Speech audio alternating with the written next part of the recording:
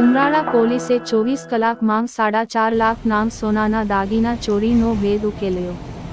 સુરતથી વતન ઉમરાળા ટીંબી ગામે આવી રહ્યા હતા ત્યારે પોતાનું પાકીટ હતું જેમાં સોનાના દાગીના અને રોકડ રકમ હતી ત્યારે શરૂ બસમાં ચોરીનો ભેદ ઉકેલતા ઉમરાળા પીએસઆઈ માનસિંહ ભલગરિયાની સરાહનીય કામગીરી માટે ઉમરાળા ગામના લોકો પીએસઆઈને બિરદાવ્યા હતા। ત્યારે અગાઉ પણ ભલગરિયા દ્વારા 31 મોટરસાયકલ ચોરીનો ભેદ ઉકેલાયો હતો।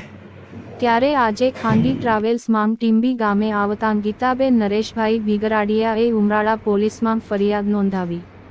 ત્યારે ઉમરાળા પોલીસે આરોપી વસાવા જોસનાબેન રમેશભાઈને ઝડપી પાડીને કાયદેસર કાર્યવાહી હાથ ધરી।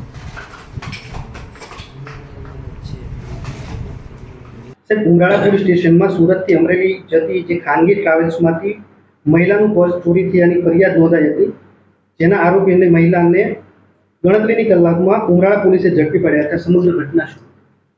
સદરો બનાવની વાત કરીએ તો સદરા ચોરીની બનાવમાં ફરિયાદી ગીતાબેન ભીંગરાડિયા કે જેઓ સુરતથી ટીંબી ખાતે એક પ્રાઇવેટ ટ્રાવેલ્સમાં બેસી અને આવવા માટે રવાના થયેલા હતા।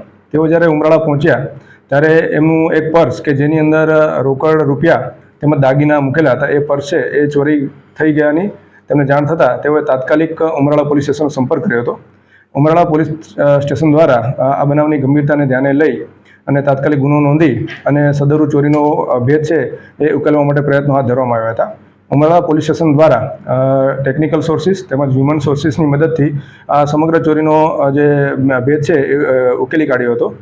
તેમજ સદરુ ચોરીમાં જ્યોત્સનાબેન રમેશભાઈ વસાવા કે જેઓ ભરૂચ તાલુકાના રહેવાસી છે તેઓને પકડી પાડવામાં આવેલ છે। તેમજ જ્યોત્સનાબેન દ્વારા આ જે ચોરીનો મુદ્દામાલ છે એ રંગોળા ખાતે એક પેટ્રોલ પંપની નજીકમાં જે કાટાળી વાડ કહેવાય તેમાં સિફતપૂર્વક સંતાડેલો માલ છે એ સંપૂર્ણપણે 4,44,500 રૂપિયાનો મુદ્દામાલ છે એ પણ ઉમરાળા પોલીસ સ્ટેશન દ્વારા સંપૂર્ણ રિકવર કરી લેવામાં આવેલ છે।